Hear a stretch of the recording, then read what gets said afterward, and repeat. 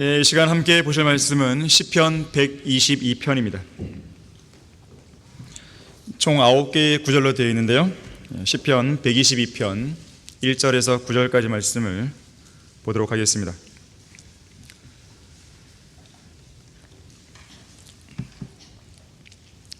자, 1절부터 보시면 사람들이 내게 말하기를 주의 집으로 들어가자 하였을 때 내가 기뻐하였도다. 오 예루살렘아, 우리의 발이 내 성문들 안에 서리라. 예루살렘은 밀집된 성읍처럼 세워져 있으며 천년왕국 때의 풍성한 복을 받는 모습입니다. 지파들 곧 주의 지파들이 이스라엘의 증거를 따라 주의 이름에 감사드리려고 거기로 올라가는도다. 이는 거기에 심판의 보좌들이 놓여 있음이니 곧 다윗 집의 보좌들이라. 예루살렘의 화평을 위하여 기도하라. 너를 사랑하는 자들은 번성하리로다. 내 성벽들 안에는 화평이, 내 궁전들 안에는 번영이 있을지어다. 지금은 아니죠. 천년왕국 때 그런 거예요. 내 형제들과 동료들을 위하여 내가 이제 말하리니 화평이 내 안에 있을지어다. 화평의 왕이신 예수님께서 왕으로서 이렇게 말씀하시는 거예요. 주 우리 하나님의 집으로 인하여 내가 너의 복을 구하리로다. 자, 말씀을 위해 다 같이 기도하겠습니다. 참으로 위대하신 아버지 하나님, 불가능한 것이 없으시고 어려워서 못할 일이 없으신 아버지 하나님, 우리는 이 시간 크고도 크시고 또 높고 높으신 주 하나님의 이름을 찬양하는 가운데 영과 진리로 경배를 드리고 있습니다. 우리는 그럴 만한 자격이 없는 사람들이었지만 예수 그리스도의 보혈로 구속받은 성도들로서 주님께서는 우리에게 그럴 수 있는 자격을 부여해 주셨습니다. 우리는 이 경배의 특권을 잘 활용해야 되는 것입니다. 마땅히 찬양받게 합당하신 주님께 우리는 더 큰 목소리로, 더 간절한 마음으로, 또 마음과 깊은 영을 담아서 우리는 드려야 되는 것입니다. 주님, 이 시간 이 위대한 진리의 말씀을 통해서 저희들에게 많은 것을 깨우쳐 주시고 우리의 부족한 부분들을 바로잡아 주시며 또 우리가 한층 더 믿음과 지식이 성장할 수 있는, 또 소망이 더 확고해질 수 있는 좋은 계기가 될 수 있도록 역사해 주십시오. 주 예수 그리스도 이름으로 기도했습니다. 아멘. 여기 본문 6절에 있는 대로요, 예루살렘의 화평을 위하여 기도하라 라는 제목으로 설교하겠습니다. 지난 10월 7일이죠 팔레스타인의 무장정파 하마스, 무장정파라 그러는데요, 정파라는 것이 이제 정치 조직이에요. 뭐 정당 같은 거 있지 않습니까? 정당, 뭐 파벌 이런 거 있잖아요. 무장은 말 그대로 무장한 조직이에요. 그러니까 정치 조직이면서도 군대로 무장한 그런 정파를 바로 무장정파라 그럽니다. 무장정파 하마스가 이스라엘에 대한 대규모 기습 공격을 했죠. 육해공, 땅으로, 바다로, 또 공중으로. 이번 사태는 팔레스타인 남서쪽 지중해 연안에 위치한 지역, 중동의 화약고라 불리는 가자 지구에서 시작되었습니다. 이 가자 지구는 성경의 지도로 본다면 과거 필리스타인들이 있던 그 지역에 해당합니다. 자, 이곳은 우리나라 서울 면적의 60%에 해당하는 지역이에요. 상당히 좁아요. 약 230만 명의 팔레스타인 사람들이 이 좁은 지역에 살고 있습니다. 그래서 세계에서 인구 밀도가 가장 높은 곳입니다. 이 하마스의 주장에 따르면 이번 기습 공격으로 5,000개 이상의 로켓이 이스라엘 땅에 쏟아졌고, 팔레스타인 가자 지구로 사로잡혀간 인질은 외국인들을 포함해서 200명 이상으로 추정됩니다. 특히 피해가 집중된 이스라엘 남부 지역의 집단 농장 키부츠에서는 이 신생아를 비롯한 영유아 시신 49가 한꺼번에 쏟아져 나왔고, 일부는 하마스에 의해서 참수된 것으로 확인됐어요. 아기들까지 이렇게 한 거예요. 그러면서 그들의 반인류적인 끔찍한 행태에 대해서 전 세계의 공분이 확산되었던 것이죠. 이스라엘 군대 이타이 베루브 소장은 엄마와 아빠, 어린 아기가 침실과 집안 대피소에서 살해되었다며 이것은 전쟁이 아니라 대학살이라고 강하게 비판했습니다. 또한 40년 동안 군에 복무하면서 하마스에 의해 어린 아기까지 참수당한 이런 참상은 처음 있는 일이라고 전했어요. 영국의 로이터 통신은 거리에는 시체들이 널려 있고 야외 농구장에는 이 바디백, 시신을 감싸는 그 백 있잖아요, 큰 거. 바디백으로 감싼 시신들이 가득하며 죽음의 냄새로 거리가 가득 찼다면서 도시 전체가 거대한 무덤으로 변했다고 보도했습니다. 이스라엘 방위군 대변인은 이스라엘의 9.11 테러가 발생한 것이라고, 마치 미국에서 일어난 것처럼 이스라엘의 9.11 테러다 이렇게 표현했어요. 하마스의 기습 공격 바로 다음 날인 10월 8일 이스라엘의 네타냐후 총리는 공식적으로 전쟁을 선포했습니다. 그러면서 하마스가 있는 곳, 하마스가 있는 모든 곳, 하마스가 숨어 있는 모든 곳, 하마스가 활동하는 모든 곳을 폐허로 만들 것이라고 강력한 보복을 시사했어요. 이후 가자 지구 하마스를 향한 보복 공격에 나섰고 가자 지구 주변을 완전히 봉쇄했으며 지상군 투입 시기를 지금 조율하고 있는 것이죠. 이스라엘은 정규군 18만 명 외에도 어느 때든 즉각 실전 투입이 가능한 예비군 46만여 명을 보유하고 있습니다. 자, 그래서 만일을 대비하여 전 세계 예비군 동원령을 내린 상태고 현재 그 중에서 36만여 명의 예비군이 이스라엘로 집결했어요. 특히 이들 예비군 중에는 과거 중동 전쟁에 참전했던 95세 고령의 예비군도 포함되어 있었습니다. 또 정규군 18만 명 안에는 여군 비율이 35% 이상 되는 거예요.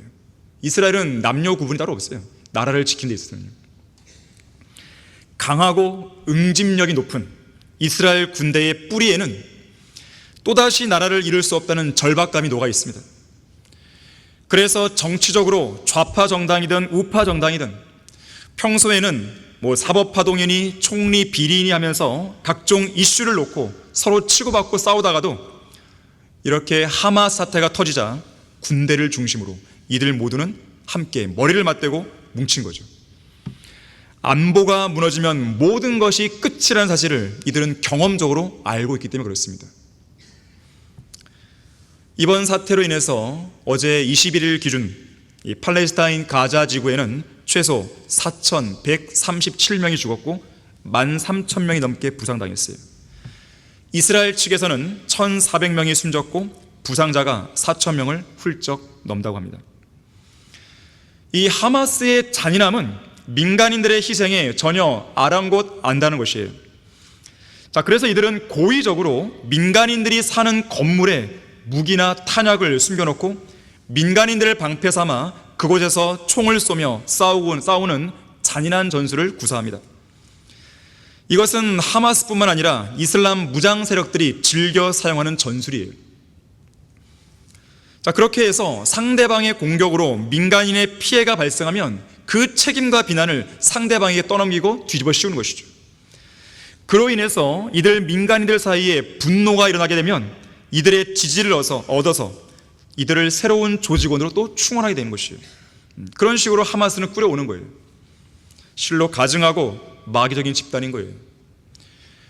지난 17일에는 가자 지구에 있는 한 병원이 포탄에 맞아서 폭발하는 일이 있었습니다. 500명 이상이 사망했어요. 처음에는 그 원인이 이스라엘의 공습 때문인 것으로 알려졌지만 당시에 하마스 대원들 사이에서 오고 간 그 대화를 도청한 파일이 공개되면서 이 하마스가 병원 뒤쪽에서 발사한 그 포탄이 오발탄이 된 것이에요. 그래서 자기들 병원에 덮친 겁니다. 이런 이야기를 서로 주고받는 내용이 나온 것이에요. 또한 이번 하마스 공격에 이란이 개입했다는 논란이 일면서 제5차 중동 전쟁으로 확전될 수 있다는 우려가 커지고 있죠. 그래서 이스라엘은 북쪽의 시리아와 또 레바논 등과도 몇 차례 교전을 치렀어요. 특히 레바논의 무장정파, 또 하나의 무장정파인 헤즈볼라와의 군사 충돌이 갈수록 격화되고 있습니다. 하마스의 군대 규모는 그렇게 강력하지 않지만 헤즈볼라는 그 규모는 달라요. 사용하는 무기나 전략과 전술이 다릅니다. 그래서 미국은 그렇게 확전 우려가 있기 때문에 계속 중재자 역할을 하려고 하는 것이죠. 이 팔레스타인의 하마스나 레바논의 헤즈볼라 같은 이 무장 정파들은요, 팔레스타인 땅에서 이스라엘 국가 자체를 아예 인정하지 않습니다. 팔레스타인 땅은 이슬람의 땅이라고 그들은 주장하면서 이스라엘을 몰아낼 때까지 그들은 전쟁을 계속 유지해 오는 것이죠. 사실 팔레스타인은 1993년 오슬로 평화협정을 통해서 가자 지구와 요단강 서안 지구에 대한 자치권을 인정받았습니다. 이후 국제사회는요, 이스라엘과 팔레스타인을 모두 다 독립국가로 인정하는 가운데 두 나라가 서로 싸우지 않고 팔레스타인 땅에서 평화롭게 공존하기를 원하는 소위 두 국가 해법을 전제로 해서 평화협정을 추진해 온 것이죠. 두 국가 해법. 하나의 땅에 두 국가가 있는 거예요. 자, 그러니까 팔레스타인 땅은 유대인들만의 땅이 아니고 팔레스타인 사람들도 함께 살아야 하는 땅이다. 자, 그러나 국제연합 유엔이 주장하는 이 두 국가 해법은 오늘날 중동 문제를 해결할 수 있는 진정한 해법이 아닙니다. 그거는 상식적으로 말이 안 돼요. 만일 여러분들에게 한 지붕 아래서 두 가정이 함께 살라고 하면 기분 좋겠어요? 하나의 땅 안에 어떻게 두 개의 국가가 존재해요? 이 세상 어디에도 두 나라가 하나의 수도를 함께 공유하고 있는 경우는 없어요. 이 두 국가 해법은 해법이 아니에요. 그거는 그저 계속해서 피를 흘리며 싸우자는 것밖에 안 되는 그야말로 유치하고 무책임한 발상입니다. 중동 문제를 위한 유일한 해법은 팔레스타인 땅을 원래의 주인에게 돌려주는 거예요. 그 땅에 대한 분깃과 그 땅에 대한 권리와 그 땅에 대한 역사적인 기록을 갖고 있는 이스라엘에게 돌려줘야 되는 거예요. 느헤미야 2장 20절에서는 팔레스타인 사람들에게는 그 땅에 대한 어떤 분깃도 없고 권리도 없으며 기록도 없다고 말씀을 하고 있습니다. 그러면 현재 537만 명이나 되는 팔레스타인 사람들은 어디로 가야 되는 것인가? 간단해요. 그들 조상들의 출신 성분과 족보를 찾아서 주변 아랍국들로 흡수되면 되는 것이에요. 그게 원래 해법이에요. 자, 예루살렘의 화평을 위해 기도하라. 첫 번째로는요, 팔레스타인 땅은 이스라엘 땅입니다. 자, 여러분들은 항상 기준을 성경적인 기준과 가치관으로 판단해야 됩니다. 갖고 있어야 돼요. 그래야 사람들에게 속지 않는 거예요. 그래야 언론에게 속지 않는 거예요. 항상 성경에서 이 문제를 두고 뭐라고 말씀하시는가? 이것으로 답을 찾아야 됩니다. 자, 인류의 역사책인 성경에 따르면 이 땅은 처음에 카나안 땅으로 불렸죠. 이 땅에 카나안 족속들이 살고 있었기 때문에 그래요. 하지만 하나님께서는 여호수아의 정복 전쟁을 통해서 죄악이 충만한 카나안 거민들을 몰아내시고 그 땅을 이스라엘에게 주신 것이죠. 그 이후로는 이 땅의 공식적인 명칭은 이스라엘 땅입니다.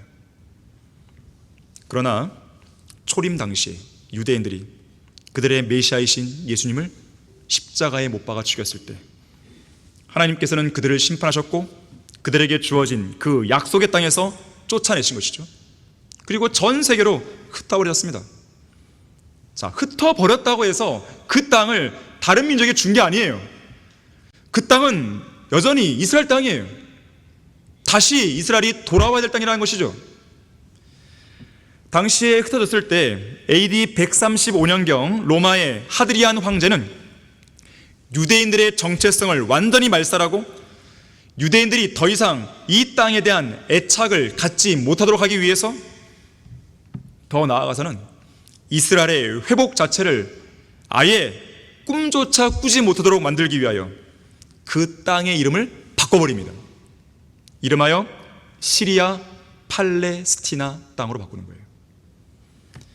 팔레스티나라는 이 명칭은 원래는 출애굽기 15장 14절에서 카나안 거민들을 가리키면서 최초로 언급됩니다. 바로 여기서 팔레스타인 땅이라는 이름이 유래가 된 거예요. 하지만 우리가 주목해야 할 사실은 소위 오늘날 팔레스타인 사람들이라 불리는 그 사람들은 카나안 족속들과는 아무 관계가 없어요. 또한 오늘날 가자지구에 해당하는 그 필리스타인들 있잖아요. 옛날에 필리스타인들과도 직접적인 관련이 아무것도 없어요. 이들은 그저 주변 아랍국들에서 흘러들어와서 이 땅에 정착해 살았던 그냥 아랍인들이에요. 특히 이들은 이스라엘이 독립국가를 세운 1948년 이전에는 단 한 번도 그 땅에다가 자기들의 국가나 나라를 세워본 적이 없어요. 자, 그런가 하면요, 이 세상 모든 것들이 그렇듯이 이 땅은 원래 하나님의 땅입니다. 신명기 32장 43절 한번 찾아보겠습니다. 자, 성경은 종교적인 서적이 아닙니다. 역사책이에요. 자, 신명기 32장 43절을 보시면요,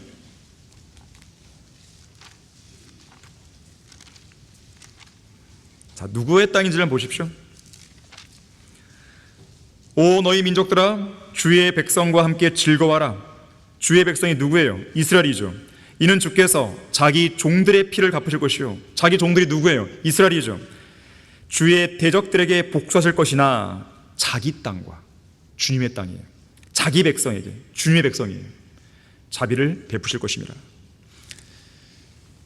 교리적으로, 예언적으로 본다면 이제 곧 다가올 재림 때 하나님께서는 자기 땅, 그러니까 예루살렘을 포함해서 그분의 땅인 이스라엘 땅과 자기 백성, 즉 그분의 백성인 이스라엘에게 자비를 베푸신다는 거죠. 그리고 주의 대적들, 그분의 대적들인 국제연합, 유엔을 위시한 이방 민족들, 특히 무슬림들에게는 피해 복수를 하실 거라고 신명기를 통해 예언해 온 것이에요. 그뿐 아닙니다. 이사야 14장 25절에서는 하나님께서 이 땅을 내 땅이야 그러죠. 내 땅. 그렇게 표현했어요. 내 땅. 또 열왕기상 8장 36절에서도 솔로몬 왕이 성전을 봉헌하면서 기도를 드렸을 때 그 땅을 이렇게 표현해요. 주의 땅이다. 선지자 호세아 역시나 역사책인 성경을 무시하고 조롱하는 모든 죄인들 향해서 호세아 9장 3절에서 그 땅은 주의 땅이라고 분명하게 선을 긋고 있어요. 그런데 중요한 것은 그 땅의 주인이신 하나님께서 그 땅을 그분의 백성인 이스라엘에게 주셨다는 거예요. 자, 이것이 뭐예요? 아브라함의 언약입니다. 창세기 15장 18절부터 21절까지 한번 보겠습니다. 이미 모세의 율법이 주어지기 전에 하나님께서는 아브라함의 언약을 통해서 이 땅의 경계를 쭉 이야기하시는 가운데에 아브라함의 후손들에게 주셨다고 선언하신 거예요. 자, 창세기 15장 18절부터 21절을 보십시오. 구체적으로 설명합니다. 그날에 주께서 아브라함에게 언약을 세워 말씀하시기를 내가 이 땅을 이집트 강에서부터 나일강이죠, 큰 강 유프레스까지 네 씨에게 주었으니 케닌들과 그니스인들과 캄모린들과 히린들과 브리스인들과 르파인들과 아모린들과 카나안인들과 기르가스인들과 여부스인들의 땅이니라 하시니라. 그래서 사실은 현재 이스라엘의 영토는 요단강 서쪽에만 국한되어 있거든요. 거기만 이스라엘 땅이 되는 게 아니에요. 훨씬 더 큽니다.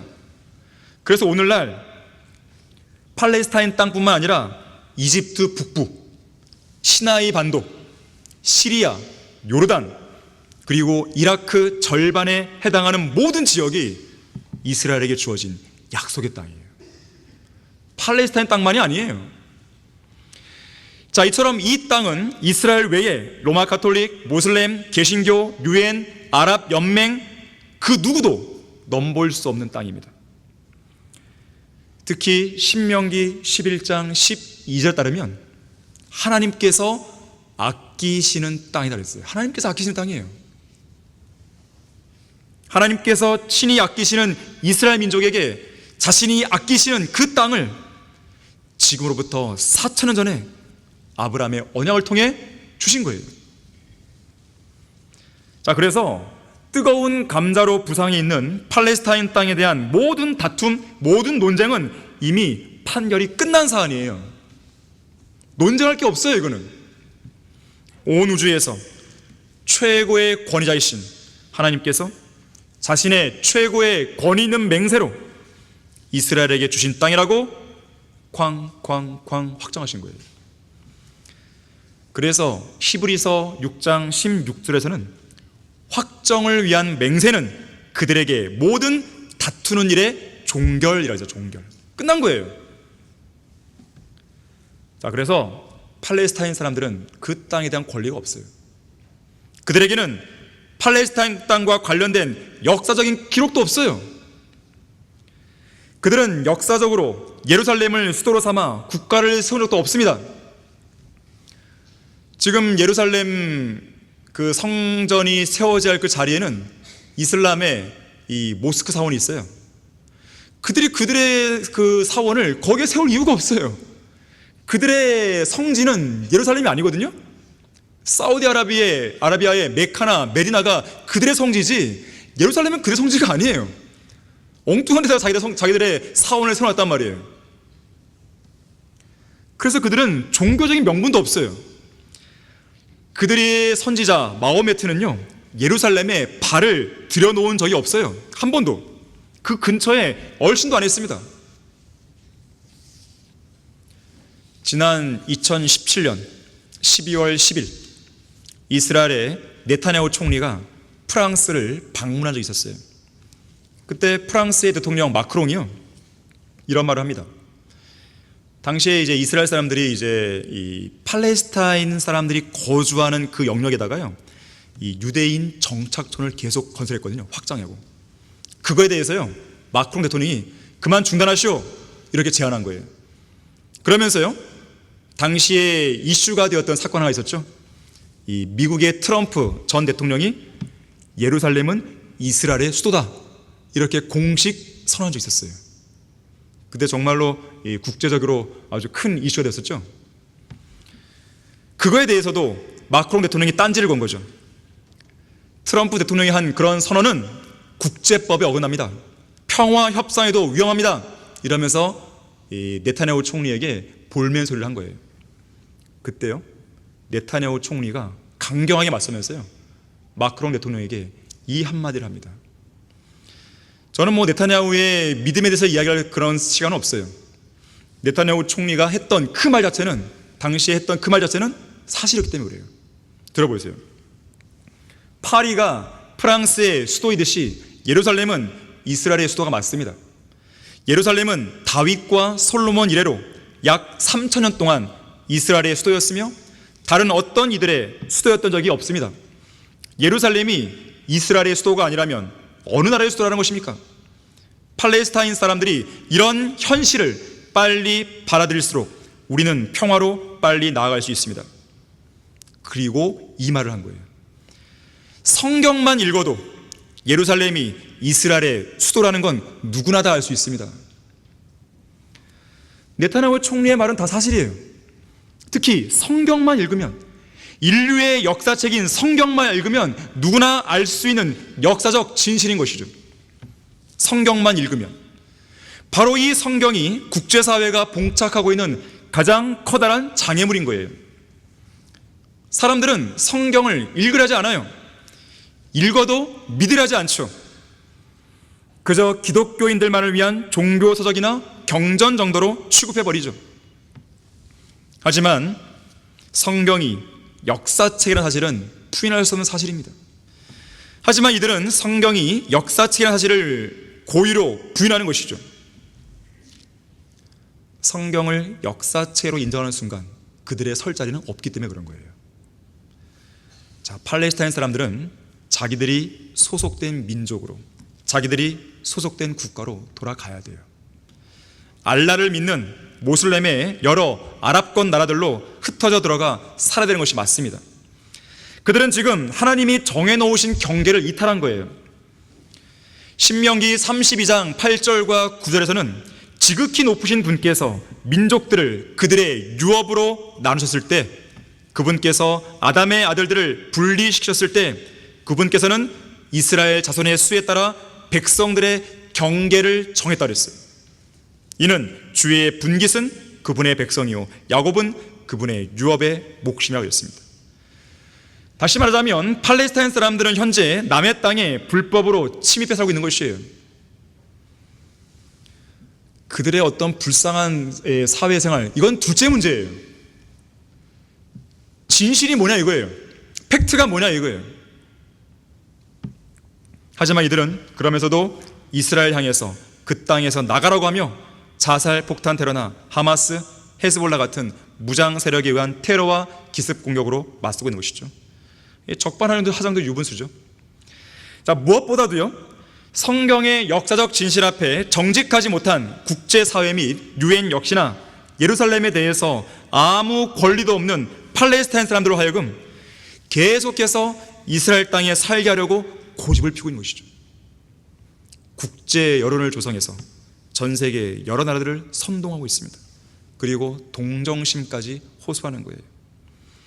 그 땅에 살아야 할 아무 권리도 없는 사람들을 계속해서 그 땅으로 밀어넣는 가운데 무리수를 두고 있는 것이죠. 자, 팔레스타인 사람들은 포기 안 합니다. 유엔 이 일을 포기 안 할 것이에요. 자, 그렇다면 이 문제를 해결할 수 있는 방법은 딱 한 가지예요. 성경대로 예수님이 오셔서 성경대로 그들을 완전히 진멸하시고 성경대로 그 땅을 본래의 주인에게 돌려주시는 것이죠. 자, 이것이 바로 성경의 예언을 통해서 미리 기록될 실제 일어날 역사입니다. 이제 곧 예루살렘의 주인이자 이스라엘 땅의 주인이 돌아오시는 거예요. 온 세상 나라들을 영원히 통치하시려고 만물의 상속자께서 위대하고 영원한 왕국을 받아서 돌아오시는 것입니다. 자, 그렇기 때문에 인간이 할 수 있는 가장 현명한 선택은 모든 역사를 주관하시는 하나님과 그분께서 친히 기록하신 이 성경 앞에 겸손히 무릎을 꿇고 그 역사의 주인이신 하나님의 명령에 온전히 승복하는 거예요. 그밖에 없어요. 하나님과 그분의 말씀을 계속해서 자기의 고집 가운데 대적했다가는 결국 진멸당하는 거예요. 하나님은 참으시는 거예요. 지금요, 오래 참으시는 거예요. 이미 결론이 난 문제에 대해서 사람들이 국제여론을 조성하고 왈가왈부 떠든다 하더라도 하나님께서 인정 안 하시거든요. 그거는 하나님은 지금 참으시는 거예요. 자비를 베푸시는 거예요. 하지만 그 자비가 끝나는 그 지점에서는 자비가 없는 심판이 그들에게 내려지는 것입니다. 예루살렘의 화평을 위해 기도하라. 두 번째로, 회개하지 않는 이스라엘에게는 어떤 화평도 없어요. 전혀 깨닫지도 못하고 회개할 줄도 모르고 여전히 그들의 메시아이신 예수 그리스도를 거부하고 있는 이 완고한 이스라엘 향해서 성경은 평화는 없다라고 경고합니다. 예레미야 6장 14절이죠. 화평이라 화평이라 하나 거기에는 화평이 없도다. 예레미야 8장 15절이죠. 우리가 화평을 바라나 좋은 것은 오지 않고 건강한 때를 바라나 보라 고난이라 그랬어요. 자, 그래서 여러분은요, 앞으로도 그렇지만 중동 지역에서 부는 평화의 바람, 이런 언론 보도를 듣거든 절대로 믿지 마세요. 설령 이스라엘과 모슬렘 간에 어떤 협약을 맺고 어떤 평화 협정을 맺었다 하더라도 그 평화는요, 얼마 안 가서 곧 깨져버릴 거짓 평화이기 때문에 그렇습니다. 어떠한 협정을 체결하든지 간에 하나님께로 돌아오지 않는 이스라엘에게는 어떤 평화도 없습니다. 가증한 일을 저지르면서도 얼굴을 붉히지 않고 부끄러움을 전혀 모르는 것에 관한 한 이스라엘 백성들만큼 뻔뻔하고 완악한 민족도 없는 거예요. 예를 들면요, 우리 다 같이 이사야 42장 6절 7절 찾아보겠습니다. 자, 이사야 42장 6절 7절 말씀을 보시면요,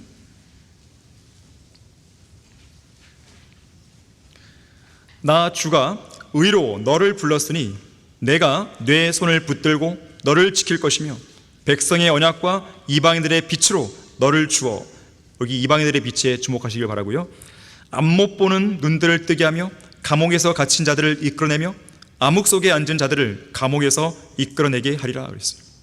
자, 여기서 이방인들의 빛이 과연 무엇 혹은 누구를 지칭하는 것인가? 자, 이것에 대해서 성경적인 해석과 그리고 이스라엘 사람들, 오늘날 유대인들이 해석하는 방법이 다르다는 거예요. 자, 여기서 이방인들의 빛은 앞선 1절에서 5절 문맥에 따르면요, 하나님께서 드높이시는 종, 바로 예수 그리스도십니다.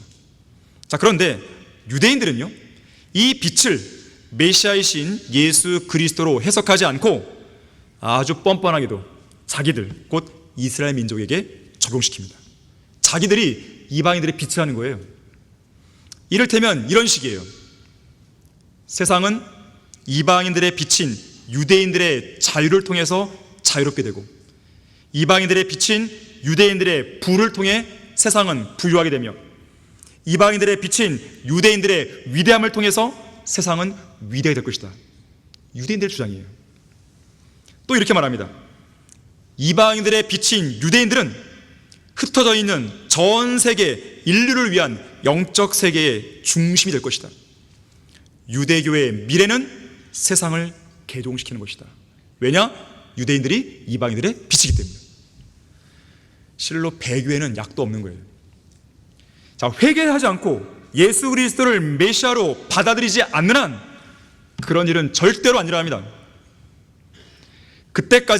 그래서 그때까지는 어떤 평화도 이스라엘에게 주어지지 않는 거예요.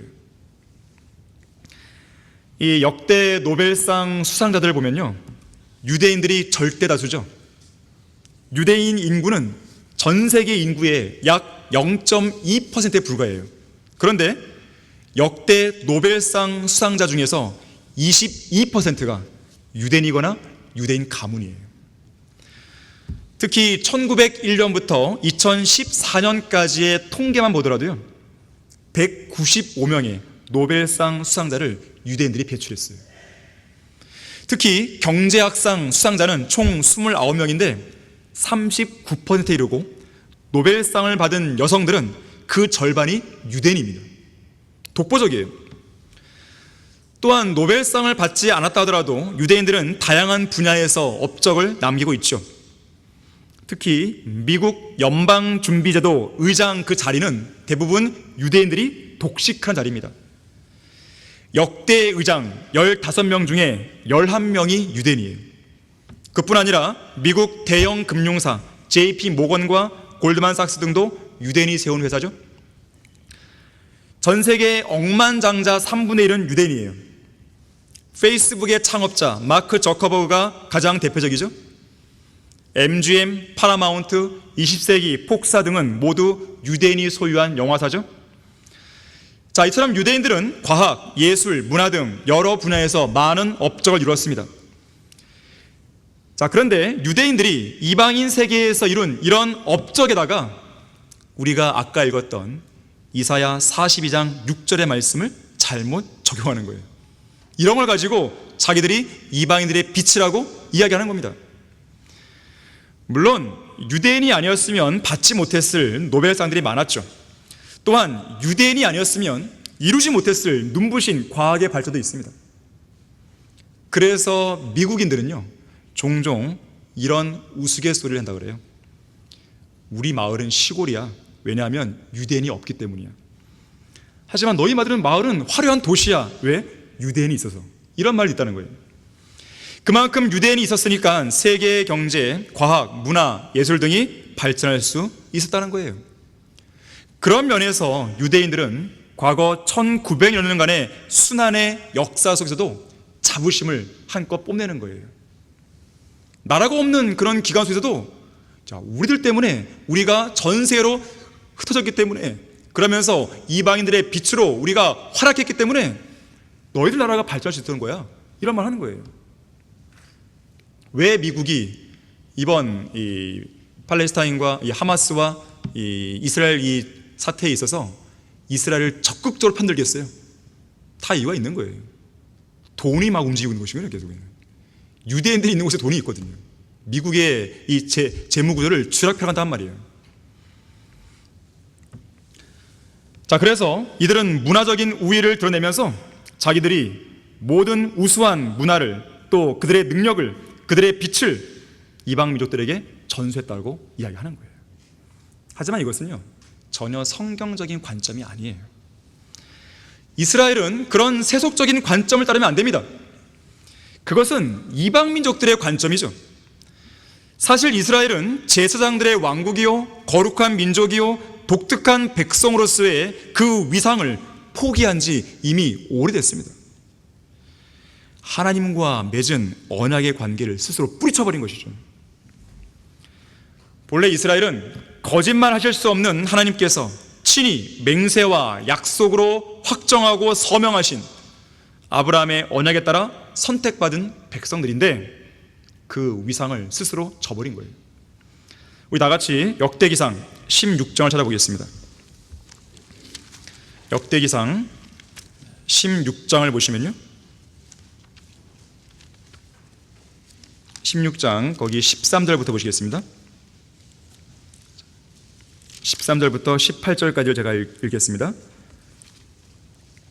오 그의 종 너희 이스라엘의 씨야, 그의 택하신 자들 너희 야곱의 자손들아, 그는 주 우리 하나님이시요 그의 심판들이 온 땅에 있도다. 너희는 그의 언약 곧 그가 천대에 걸쳐 명하신 말씀을 항상 기억할지니 이는 아브라함과 맺으신 언약이요 이삭에게 하신 맹세며 그 동일한 것을 야곱에게는 한 법으로 이스라엘에게는 영원한 언약으로 확정하시고 말씀하시기를 내가 내게 가나안 땅을 주리니 너희 유업의 땅이니라 하셨도다.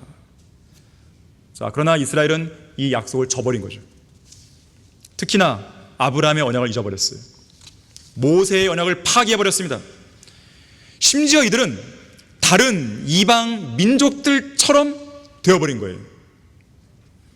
하나님의 독특한 백성이 아니라 여러 민족들 가운데 하나로 그들은 들어가 버린 거죠. 대표적인 예가 인간 왕을 요구할 때 그들이 그랬던 거예요.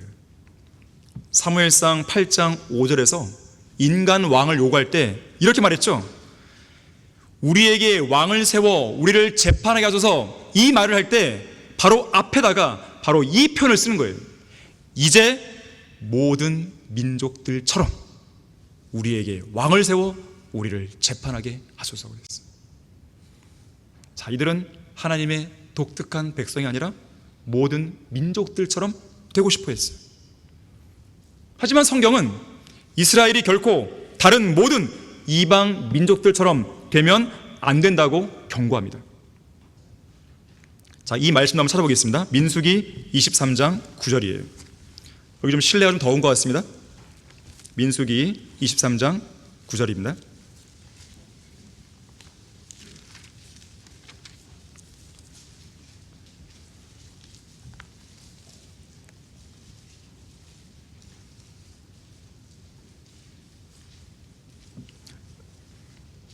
내가 바위들의 꼭대기에서 그를 보며 작은 산들에서 그를 보니 보라 이 백성이 이스라엘이죠. 홀로 거할 것이요. 잘 보십시오. 민족들 가운데 있는 것으로 여겨지지 아니라고 그랬어요. 자, 이스라엘은 민수기 말씀대로 민족들 가운데 있는 것으로 여겨지면 안 돼요. 그 말은 바꿔 말하자면 이스라엘이 국제연합 유엔의 회원국이 될 수 없고 또 되어서도 안 되는 이유를 설명해 주는 겁니다. 하지만 이들은 현재 국제연합의 회원국으로 들어가 있죠. 마치 민족들 가운데 있는 것으로 여겨지고 있습니다. 하지만 이들은 이것이 최선이기 때문에 그런 거예요. 하나님을 저버린 백성이 어떤 다르게 하나님을 의존할 수 있겠습니까? 자, 그런 가운데 이들은 모종의 협약이나 협정을 통해서 이스라엘 땅의 평화를 이룩하라는 것이죠.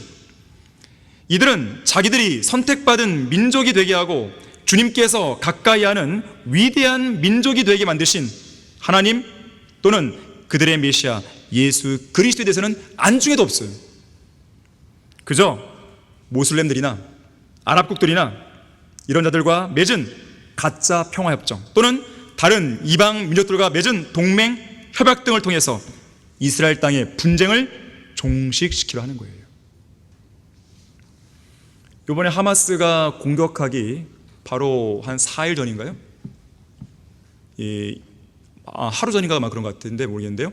그 이스라엘 네타냐후 총리가 그런 말을 했습니다. 우리 주변 아랍국들은 모슬렘 국가들은 우리와 평화롭게 공존하기를 원하고 있습니다. 그 말을 했어요. 평화는 그렇게 이루어진 게 아니에요. 여전히 메시아를 거부하고 있는 이스라엘에게 평화가 그렇게 오는 게 아닙니다. 중동의 평화는 그런 식으로 오는 게 아니에요. 결국 이스라엘은요, 대환란 기간에 반유대주적인 입장을 취하는 이방 민족들에 의해서 국제연합에서 쫓겨날 것입니다. 그리고 그들의 협정은 완전히 백지화되고 말 거예요. 지금은 미국이 그래도 이스라엘 편에 적극 가담하겠지만 대환란 때 되면 상황이 달라집니다. 자, 현재의 이스라엘 결코 이방인들의 빛이 아니에요. 착각에서 벗어나야 됩니다.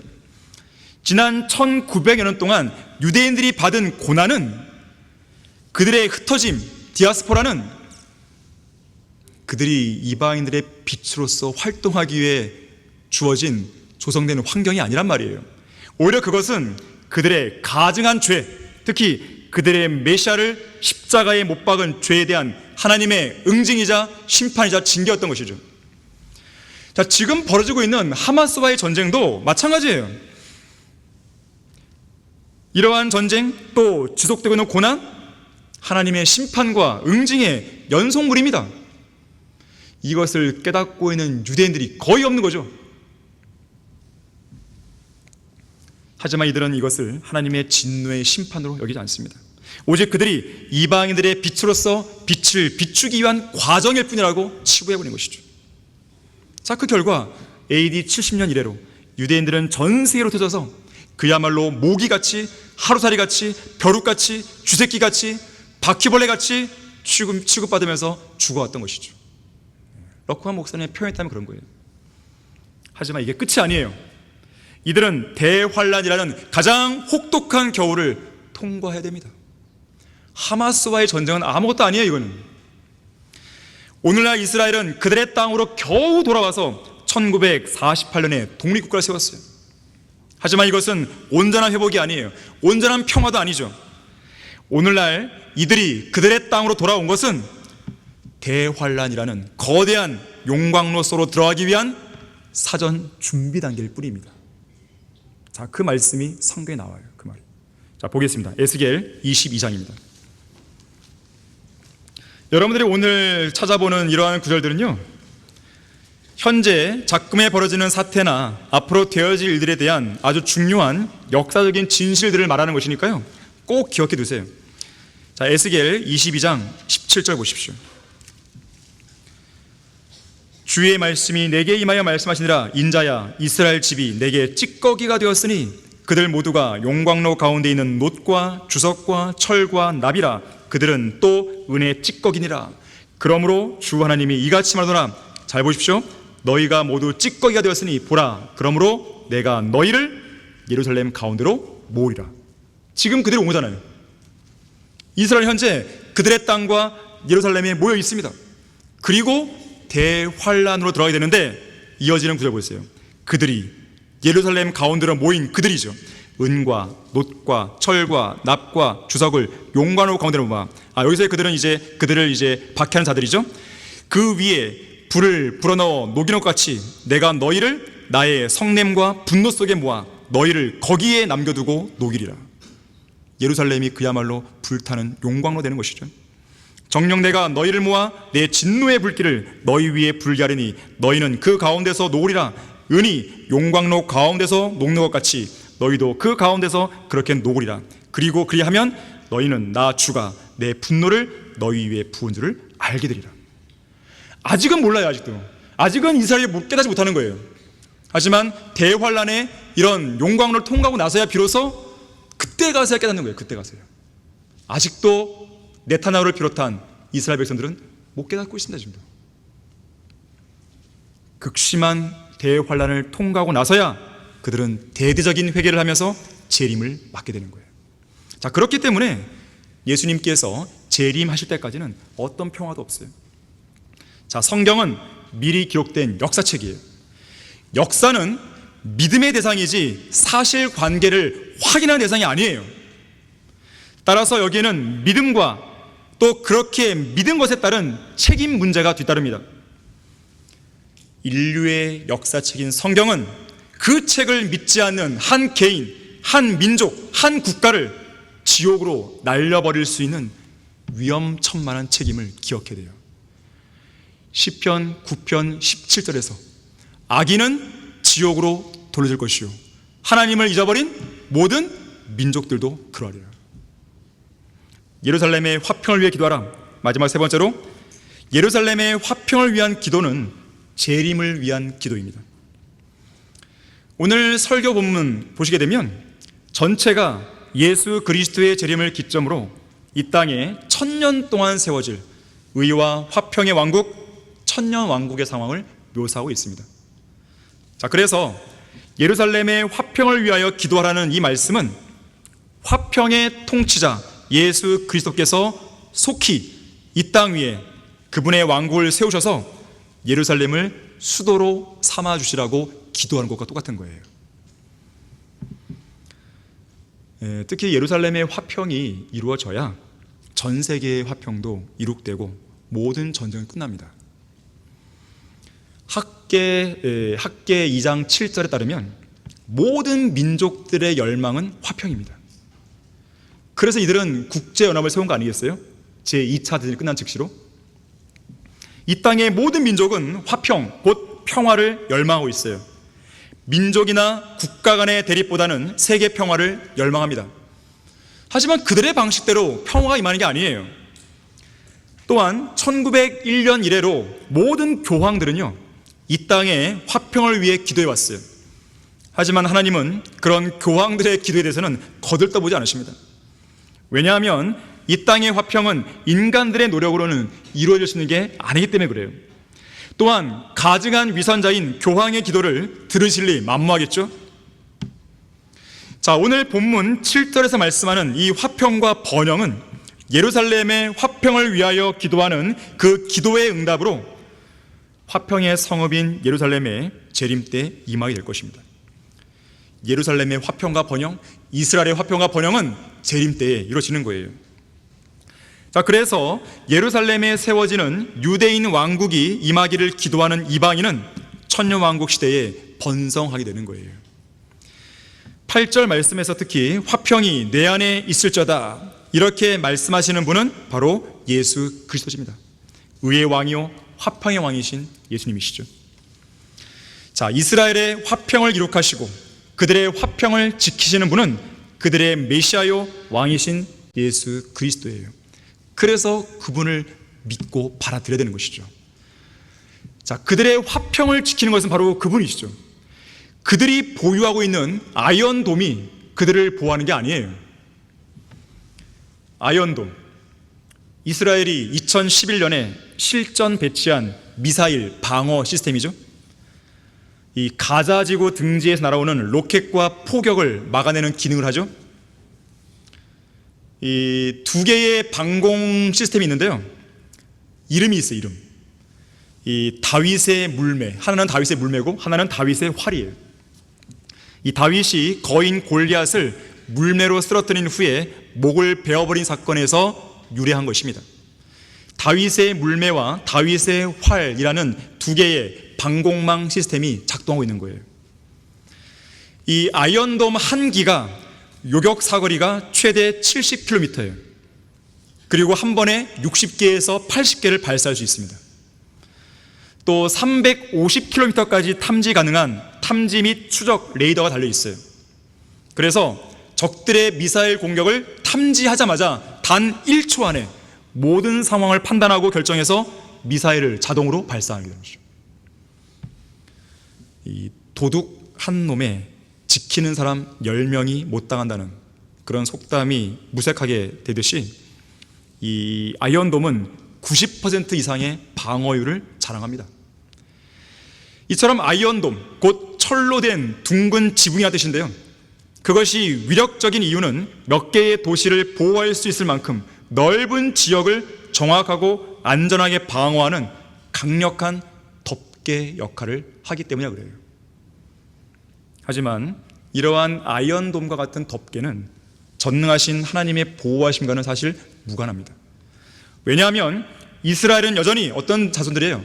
여전히 하나님께 반역하는 자손이기 때문에 그렇습니다. 이와 관련해서 이사야 30장 1절부터 3절 말씀에서는 이렇게 말씀합니다. 들어보십시오. 주가 말하노니 반역하는 자손들에게 화로다. 그들이 계획을 세우나, 아이언돔과 같은 계획을 세우는 거예요. 계획을 세우나 나로부터 말미암지 않았으며 덮개로 덮으나, 아이언돔 같은 덮개로 덮는 거죠. 덕분나 나의 영으로 하지 않았으니 그들이 죄에다 죄를 더하려 함이며 이집트로 걸어 내려가도 내 입에 묻지 않았고 파라오의 힘으로 자신들의 힘을 삼으려 하며 이집트의 그늘을 신뢰하려 하는도다. 그러므로 파라오의 힘은 너희의 수치가 될 것이요 이집트의 그늘을 신뢰함이 너희의 치욕이 될 것이라. 자, 구약 시대에 반역했던 이스라엘 백성이 자기들을 보호해 줄 덮개와 그늘로 파라오의 힘을 신뢰했다가 이렇게 수치와 치욕을 받았듯이 오늘날 여전히 반역하고 있는 이스라엘 국민에게는 자기들의 덮개와 그늘로 신뢰하고 있는 아이언돔이 수치와 치욕으로 돌아오는 것이죠. 실제로 이번에 하마스의 로켓포 기습 공격을 막지 못했거든요. 한꺼번에 수천 발이 쏟아지니까요, 이 역량이 초과돼 버리고요. 그래서 제대로 방어가 안 된 거예요. 이번에 이 기습 공격으로 인해서 이스라엘은 수치를 당했다고 그러죠. 자, 궁극적으로는요, 교회의 휴거 이후에 지상에서 펼쳐질 대환란 기간에는요, 그 위력을 자랑하던 덮개, 곧 아이언돔은 적그리스도에 의해서 무용지물이 될 것입니다. 물론 그것은 하마스의 현 로켓보다 더 강력해질 로켓이나 미사일 때문이 아니에요. 적그리스도가 내미는 거짓 언약에 따른 가짜 평화에 이스라엘이 또 속아 넘어가기 때문에 그렇습니다. 이와 관련해서 이사야 28장 15절 말씀에서는 이렇게 말씀해요. 우리가 사망과 더불어 언약을 맺었고 우리가 지옥과 더불어 합의하였도다. 넘치는 재앙이 지나갈지라도 우리에게 임하지 못하리니 이는 우리가 거짓을 우리의 피난처로 삼았고 허위 아래 우리가 우리 자신을 숨겼습니다. 적그리스도와 협약을 맺는 것이죠. 적그리스도와 평화협정을 맺는 것이죠. 하지만 그것은 가짜 평화예요. 가짜 협약이에요. 왜냐하면 사망과 더불어 맺은 것이고 지옥과 더불어 합의한 것이기 때문에. 사망과 맺고 지옥과 더불어 합의한 언약에 따라서 적그리스도는 로켓 한 방 쏘지 않고 평화롭게 예루살렘으로 들어가서 평화롭게 이스라엘을 접수할 것입니다. 그리고는 그 언약을 백지화시켜버리고 이스라엘 향해서 대대적인 박해를 감행할 것이에요. 그리고 그런 극심한 고난과 짓밟힘 속에서 이스라엘의 남은 자들은 대대적으로 회개하며 애통해 하겠죠. 바로 그때 그들의 메시아이자 왕이신 예수님이 내려오셔서 그들을 구원하시고 그들을 위해 싸우시고 그들을 위해 변호하시고 그리고 그들을 보호하시는 덮개가 되어주시는 거예요. 우리 다 같이 이사야 4장 5절 6절 찾아보겠습니다. 이사야 4장 5절 6절입니다.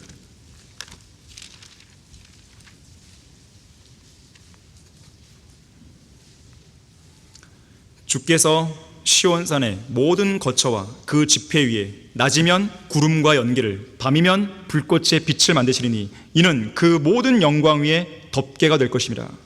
아이언돔을 하는 게 아니에요. 또 거기에 한 성막이 있어 낮에는 더위를 피하는 그늘이 또 폭풍과 비로부터 피하는 피난처와 덮개가 되리라.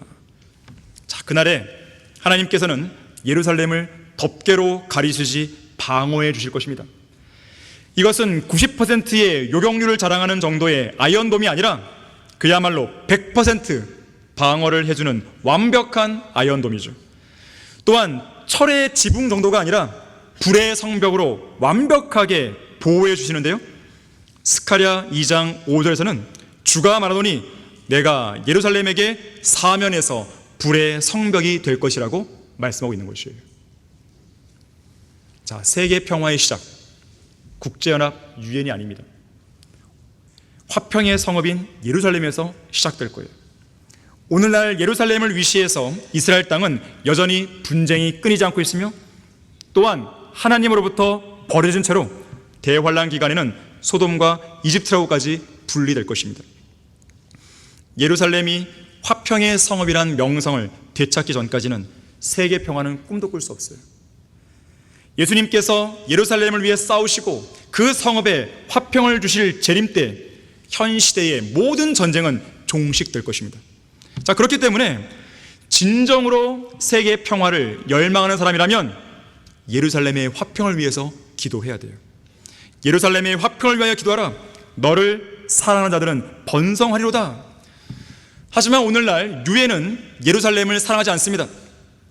과거 반기문 제8대 유엔 사무총장을 포함해서 역대 사무총장 그 누구도 예루살렘을 사랑하지 않았어요. 하나님의 뜻에 따라 예루살렘의 화평을 위해 기도도 안 했습니다. 오히려 그들은 예루살렘의 주인인 이스라엘 대적해서 마호메트의 종교와 결탁했고 모슬렘들의 권리만을 옹호해왔던 것이죠. 그리고 계속해서 팔레스타인 사람들의 손을 들어준 것이에요. 자, 결론을 맺겠습니다. 영광의 왕이신 예수 그리스도께서 이 땅에 오시지 않는 한 화평은 없습니다. 인류가 꿈꾸는 방식의 행복한 결말, 해피엔딩은 없을 거예요. 성경은 오늘날 왕이신 예수 그리스도 없이 왕국이나 지상 낙원을 가져오려는 인류의 어떤 노력에 대해서도 점수를 주지 않습니다. 사실 지구상에 사는 그 누구라도 지금까지 단 한 번도 해결하지 못한 7가지 주요 문제가 있다고 성경은 말씀합니다. 첫 번째는 종교적 갈등이에요. 지금 이스라엘과 사실 이 하마스 간의 그런 것도 종교 전쟁 아니에요, 따지고 보면. 이러한 갈등을 어떤 인간도 해결할 수 없었어요. 둘째는 질병이죠. 셋째는 가난이에요, 가난. 넷째는 전쟁이죠. 다섯 번째는 사망이고, 여섯 번째는 범죄고, 일곱 번째는 자연재해예요. 자, 그동안 과학과 종교, 철학, 교육 모두 다 힘을 합쳐서 해봤지만 이 중 단 한 가지도 해결 못했어요. 자, 성경이 말씀하는 우주와 인류에 관한 미래 역사는 인류가 꿈꾸고 있는 미래 청사진과는 정반대입니다. 성경은 악한 현 세상과 죄인인 인간 그리고 이들의 미래 운명에 대해서 결코 긍정적으로 다루지 않습니다. 이것이 바로 심각한 문제예요. 그래서 사람들은 성경을 싫어하는 거예요. 그래서 사람들은 성경을 가장 위험한 책으로 간주하고 미워하고 증오하고 싫어하고 심지어 지구상에서 이 성경을 없애버리려는 것이죠. 성경은 죄인들이 견디기에는 실로 어려운 책이에요. 믿으면 문제가 해결돼요. 믿지 않으니까 계속해서 엇박자 나는 것이죠. 1920년대 구소련의 핀케비치 교수가 이렇게 말했어요. 세상은 성경을 담고 있기에는 점점 좁아지고 있다. 세상이 사라져 버리든지 성경이 사라져 버리든지 해야만 할 것이다. 어떤 게 사라질까요? 이미 답은 나와 있어요. 하늘과 땅은 없어져도 내 말들은 결코 없어지지 아니하리라. 세상이 없어지는 거예요. 자, 인류의 역사를 시작하신 하나님께서는 역사책인 성경에 기록되어 있는 그분의 시간표에 따라 이제 그 역사를 끝내려고 하십니다. 인류의 역사책인 성경이 이 책을 믿지 않는 사람들에게는 가장 위험한 책이 되겠지만 이 책을 믿는, 성경대로 믿는 그리스도인들에게는 가장 복되고 가장 소망이 되는 책이죠. 자, 누가 예루살렘의 화평을 위해 기도하겠습니까? 과연 어떤 사람에게 예루살렘의 화평을 위해 기도할 자격이 있겠어요? 예수 그리스도의 재림을 기다리는 성도들입니다. 이성호 목사님은 이렇게 설교한 적이 있었어요. 예수 그리스도께서 다시 오시는 것은 하나님의 계획에 의한 것이지만 신실한 성도들의 간절한 기도는 하나님을 감동시켜 주님의 다시 오심을 앞당길지도 모릅니다. 하나님께서는 예수 그리스도의 피로 구속받은 하나님의 자녀들을 보호하실 책임이 있기 때문입니다. 그랬어요.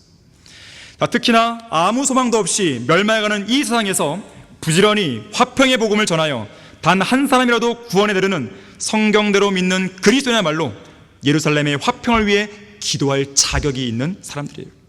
주님께서 속히 오시라고 기도할 자격이 있는 것이죠. 화평의 통치자이신 예수 그리스도께서 속히 오시기를 간절히 고대하는 여러분 모두가 되기를 바라겠습니다. 자, 기도하겠습니다. 감사하신 아버지 하나님, 작금에 벌어지고 있는 국제적인 사태들, 특히 하마스와 이스라엘 간에 벌이는 전쟁은 참으로 심상치 않은 부분이 있습니다. 하지만 우리는 그런 전쟁 속에서 예수 그리스도의 다시 오심이 그만큼 임박해 있음을 느끼게 됩니다. 우리가 할 일이 여전히 많이 남아있지만 우리는 주님께서 오시면 우리는 빨리 올라갈 것을 고대하고 있는 것입니다. 다만 우리에게 주님께서 주시는 그 시간 안에서 우리가 할 수 있는 대로 주님의 재림을 고대하는 가운데 화평의 복음을, 예수 그리스도의 복음을 더 많은 사람들에게 전하기를 원합니다. 우리 안에 재림에 대한 소망을 더 확고히 해주시고 불행의 열정을 더 강하게 우리 마음속에서 일어날 수 있도록 역사해 주십시오. 주 예수 그리스도 이름으로 기도했습니다. 아멘.